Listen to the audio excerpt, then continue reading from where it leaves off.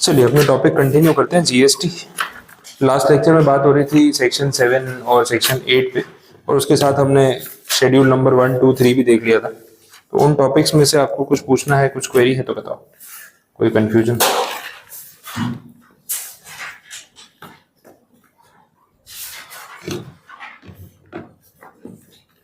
समझ आ गए सारे पॉइंट्स? सब कुछ क्लियर?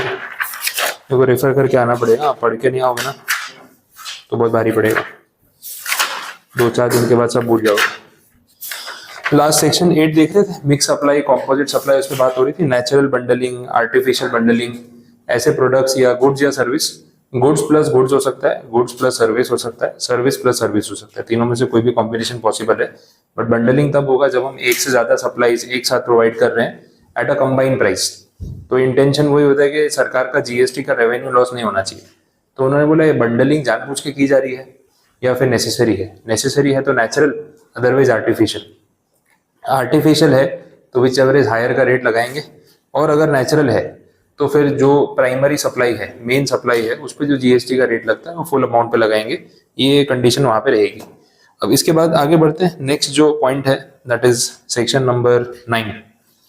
इसमें बात हो रही है लेवी एंड कलेक्शन की।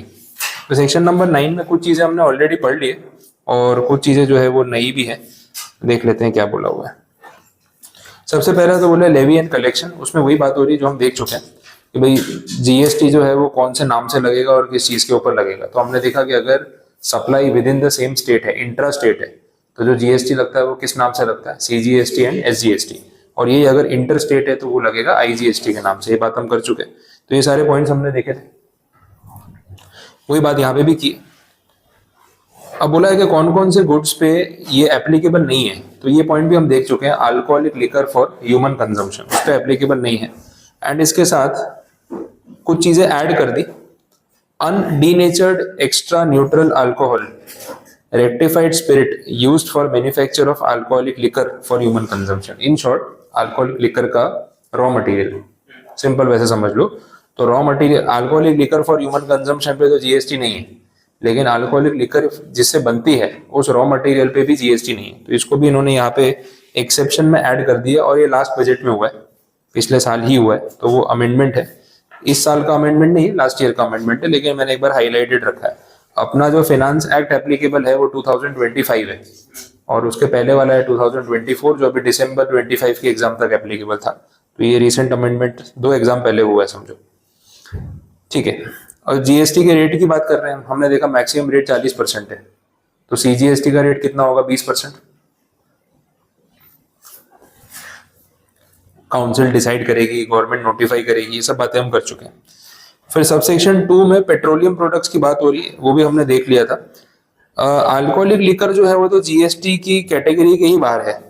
पेट्रोल वाले केस में उन्होंने ऐसा रखा है कि इन फ्यूचर जब चाहे तो जीएसटी काउंसिल पेट्रोल के ऊपर जीएसटी लगा सकती है। एक्चुअली जब जीएसटी की बात चल रही थी 2016-17 में, तो अरुण जेटली जो है वो फाइनेंस मिनिस्टर थे, उन्होंने प्रेजेंटेशन दिया था पार्लियामेंट में। तो ही सेड, बोला आप पार्लियामेंट अभी जीएसटी वाला जो है ना, जीएसटी को आप या पेट्रोल को आप जीएसटी से बाहर मत रखो, क्योंकि इन फ्यूचर अगर जीएसटी कभी ना कभी तो पेट्रोल पे लगेगा, तो आपको फिर वापस जीएसटी एक्ट को अमेंड करना पड़ेगा, फिर पार्लियामेंट में बहस होगी, फिर वापस से लंबा प्रोसीजर होगा। इससे बेटर है जब अभी सब हो ही रहा है प्रोसीजर, तो एटलीस्ट पेट्रोल को जीएसटी के फ्रेमवर्क में कवर कर लो।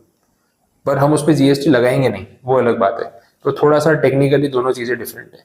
एक है कि इस पे जीएसटी लगता ही नहीं है, एक है कि इस पे लग सकता है, लेकिन सरकार जब चाहेगी तब लगाएगी। पेट्रोल में उन्होंने ऐसा बोला कि जीएसटी के फ्रेमवर्क में हमने पेट्रोलियम को कवर किया तो है, लेकिन फिलहाल इस पे हम जीएसटी तब तक नहीं लगाएंगे जब तक काउंसिल मेजोरिटी से डिसीजन पास नहीं करती। तो जब तक ये डिसीजन पास नहीं होता तब तक अपने वेट करेंगे, let the decision pass. Council को जब ठीक लगेगा तब पेट्रोल पे जीएसटी लगा देंगे, तब तक नहीं लगाएंगे। अब अगर पेट्रोलियम पे कभी जीएसटी लगाना हो तो जीएसटी एक्ट को अमेंड करने की जरूरत नहीं, सिर्फ काउंसिल को एक रेजोल्यूशन पास करना है। लेकिन अल्कोहलिक लिकर वाले केस में ऐसा हो जाएगा कि उनको अगर अप्लाई करना है तो पहले उनको जीएसटी एक्ट को अमेंड करना पड़ेगा। तो टेक्निकल डिफरेंस है दोनों चीजों में, और कुछ नहीं है। बट इफेक्टिवली पेट्रोल के ऊपर जीएसटी लगता नहीं है, वो बात ठीक है, हमको जीएसटी उसमें पे नहीं कर, क्योंकि उसके बदले पुराने टैक्सेस चल ही रहे। नेक्स्ट पॉइंट जो है वो काफी अच्छा पॉइंट है, दैट इज रिवर्स चार्ज। ये कुछ नया है अपने लिए, इसको अच्छे समझते हैं। एग्जैक्टली रिवर्स चार्ज है क्या?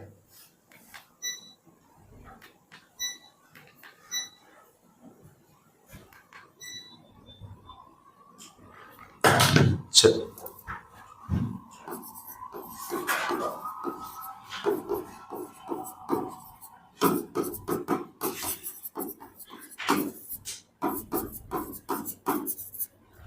Normal charge versus reverse charge, ये दो चीजें हैं। नॉर्मल चार्ज के केस में ऐसा है कि जो सप्लायर है वो लायबल है to collect GST from the consumer and to submit it to the GST authority. आपसे मैं जीएसटी कलेक्ट करूंगा, सरकार को सबमिट करूंगा, ये जिम्मेदारी मेरे ऊपर है। This is normal charge. तो सप्लायर इज लायबल, ये आपको ध्यान रखना है। रिवर्स चार्ज में इन्होंने उल्टा कर दिया। रिवर्स चार्ज में बोला जो बायर है या फिर आप बोल लो जो कंज्यूमर है उसकी जिम्मेदारी है जीएसटी सबमिट करवाना। तो ये हो गया रिवर्स चार्ज, बर्डन दूसरी पार्टी पे पास ऑन हो गया। नॉर्मल चार्ज में ऐसा है कि मैं सर्विस प्रोवाइडर हूं, मैं आपको पढ़ा रहा हूं, मैं आपसे फीस चार्ज कर रहा हूं, तो मुझे आपसे उस फीस के ऊपर जीएसटी कलेक्ट करके गवर्नमेंट को सबमिट करना चाहिए। तो अगर जीएसटी सबमिट नहीं हुआ तो आपको कोई कुछ नहीं बोलेगा, मुझे बोलेंगे भाई जिम्मेदारी आपकी थी, जीएसटी कलेक्ट करने क्यों नहीं किया। तो सप्लायर पे बर्डन आता है, नॉर्मल चार्ज है। रिवर्स चार्ज में उल्टा है। रिवर्स चार्ज में ऐसा है कि जो बायर है वो खुद जाकर डिपार्टमेंट को डायरेक्टली जीएसटी सबमिट करेगा, मेरा कोई लेना देना नहीं। तो अगर अपने प्राइवेट कोचिंग वाले ट्रांजेक्शन में रिवर्स चार्ज एप्लीकेबल हो तो उसका मतलब ये होगा कि मैं आपसे सिर्फ मेरी फीस चार्ज करूंगा और आपको बिल दे दूंगा, उसके ऊपर जो जीएसटी बनता है वो आप खुद जाके गवर्नमेंट को सबमिट करोगे, मैं आपसे कलेक्ट नहीं करूंगा। अगर ऐसा सिस्टम है तो इसको हम क्या बोलते हैं, this is called reverse charge.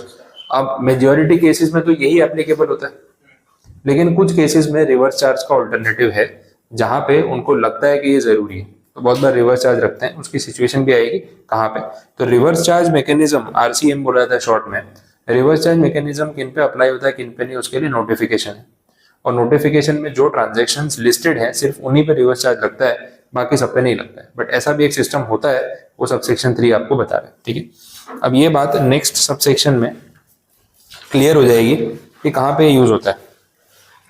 Reverse charge under section 9 subsection 4।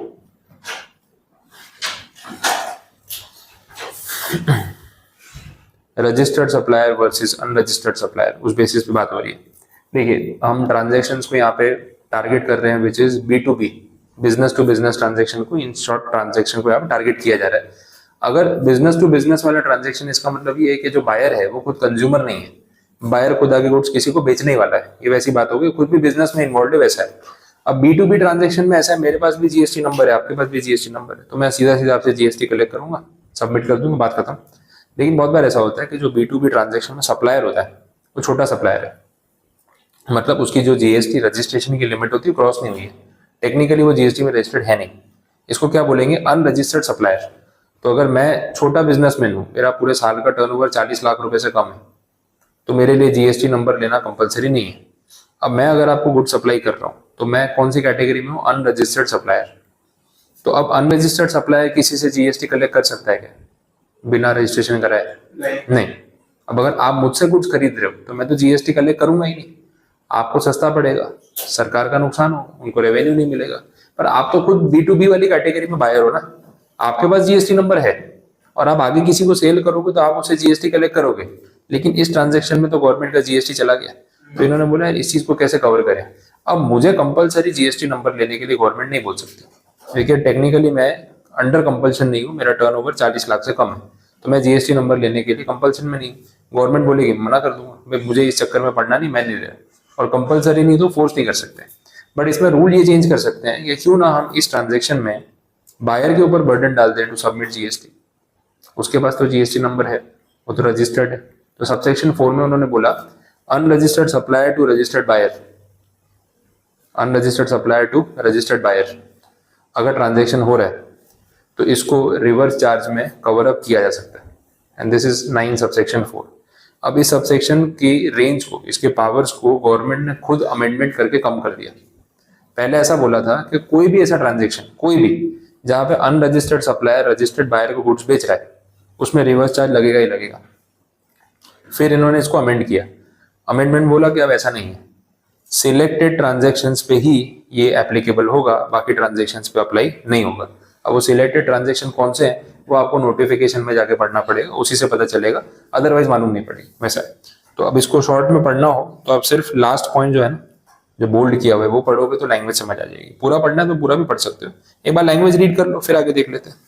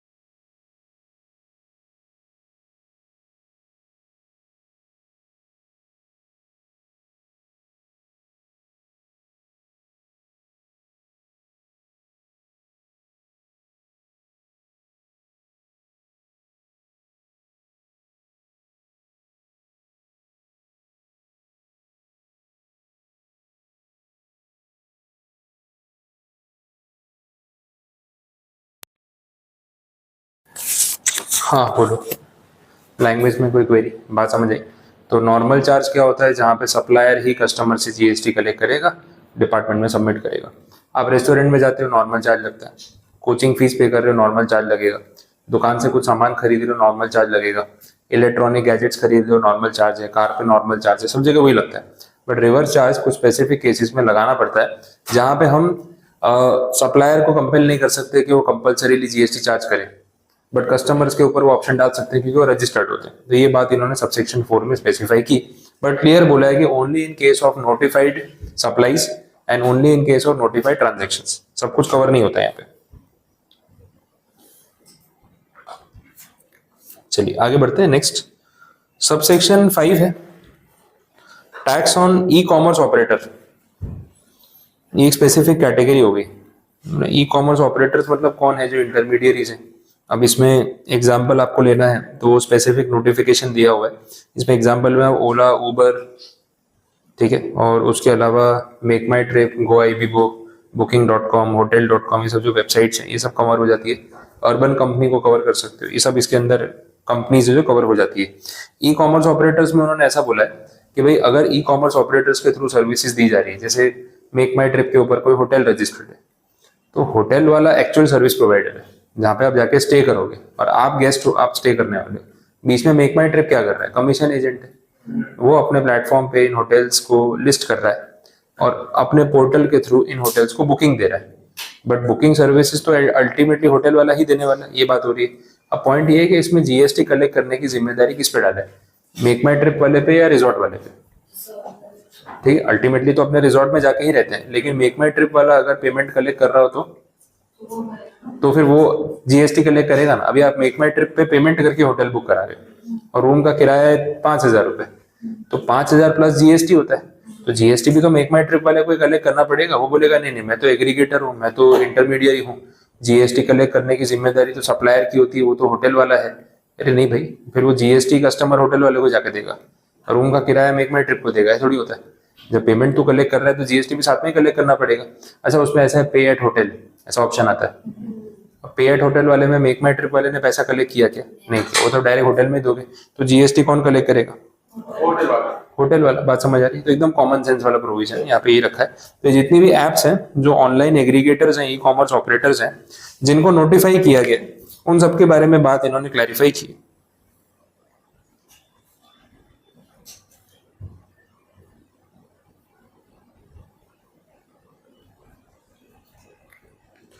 ठीक है, पॉइंट समझ आए? चलो देखें आगे। आप पढ़ लो एक बार, नोटिफिकेशन भी रीड कर लो, पूरा देख ही लो, 9 सबसेक्शन 5 पूरा पढ़ लो, क्योंकि लैंग्वेज से साथ ही कवर हो जाए तो अच्छा है। जो मैंने आपको एग्जाम्पल दिए वो सारे लिखे हुए हैं एक्सप्लेनेशन के साथ, ट्राई तो करो इस बार लैंग्वेज।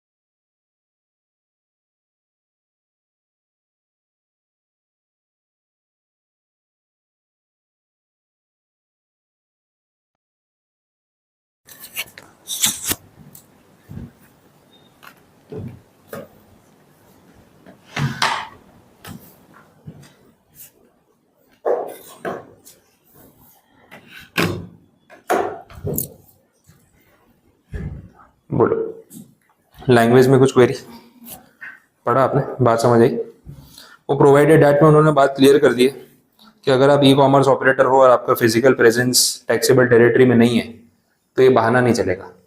बोले भाई हम तो नेटफ्लिक्स है, ठीक है, हम तो इंडिया में है ही नहीं, और अगर होते तो भी कोई पैसे नहीं देता, ठीक है, तो क्या करें? तो बोला भाई अगर आप इंडिया में नहीं हो फिजिकली, आपका ऑफिस नहीं है, वी डोंट केयर, अगर आपको इंडिया में सर्विस देनी है तो आपको अपना एक एजेंट यहाँ पे अपॉइंट करना पड़ेगा, जो आपके बिहाफ पे पेपर वर्क करे, डॉक्यूमेंटेशन करे, उसके बेसिस पे काम हो सकता है, वैसा है।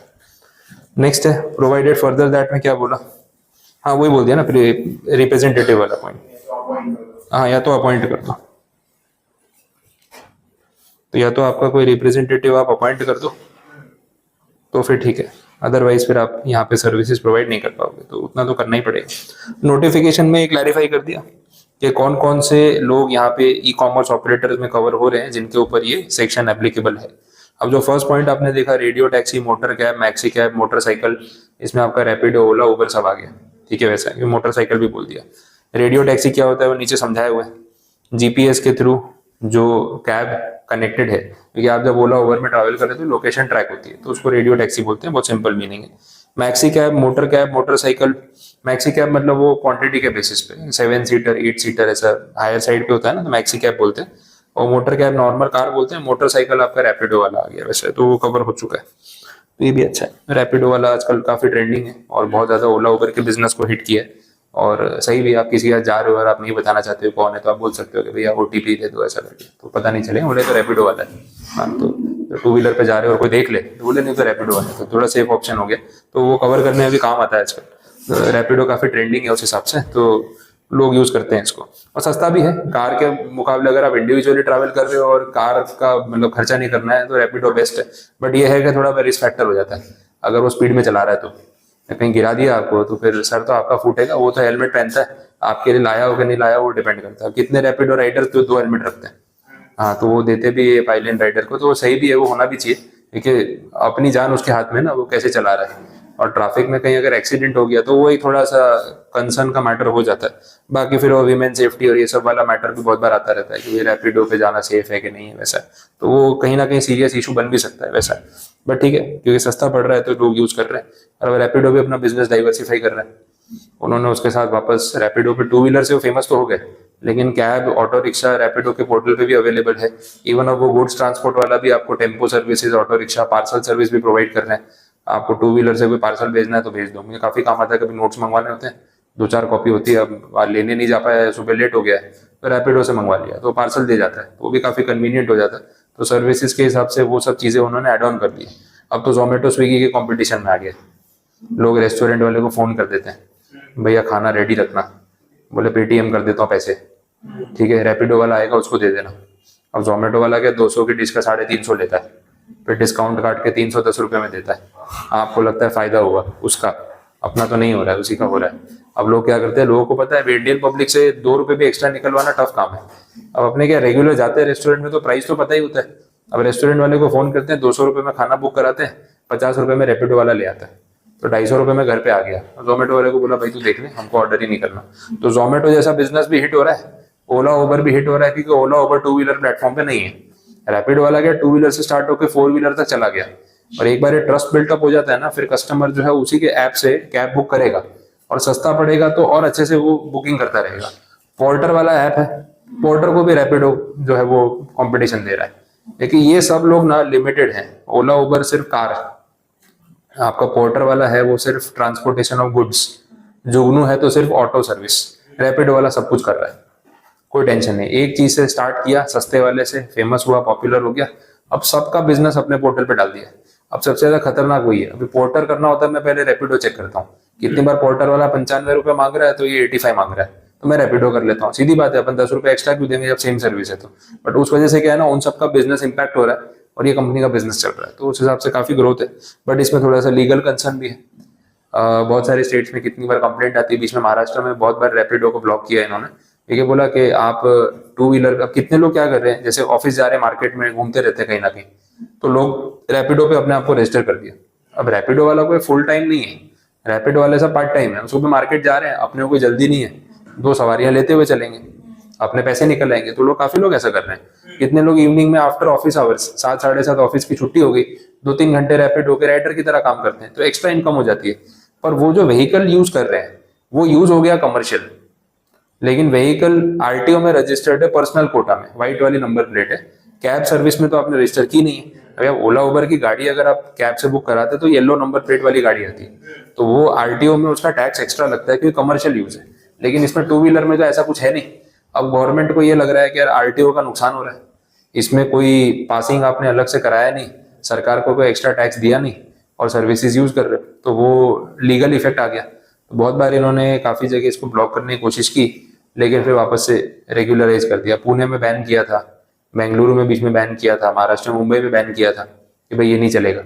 बट फिर बाद में वापस से उसको शुरू तो कर ही दिया होगा, इसलिए बाद में कुछ न्यूज़ नहीं आई, लेकिन वो फिर होता है, थोड़ा बहुत सेटिंग हो जाती है, लेकिन कहीं ना कहीं वो चीज़ का एक लीगल इशू भी उसमें आ चुका है ऐसा। चलो, तो इसमें ये दूसरा पॉइंट जो है आपने देखा, hotel, guest house, clubs, camp sites, वो सब कवर हो गया। इसमें मेक माई ट्रिप, गोवा, एबीबो, ओयो, ये सब आ गए। नेक्स्ट हाउस कीपिंग वाले में अर्बन कंपनी आ गया, इनके थ्रू आप ये सब सर्विसेज अवेल कर सकते हो। तो सेक्शन 9 जो है वो पूरा यहाँ पे आपका हो गया कंप्लीट। बोलो कुछ क्वेरी इसमें, समझ आए? ये 7, 8, 9 पूरा अपन ने सप्लाई से कनेक्टेड जो था वो एक ब्लॉक कंप्लीट किया।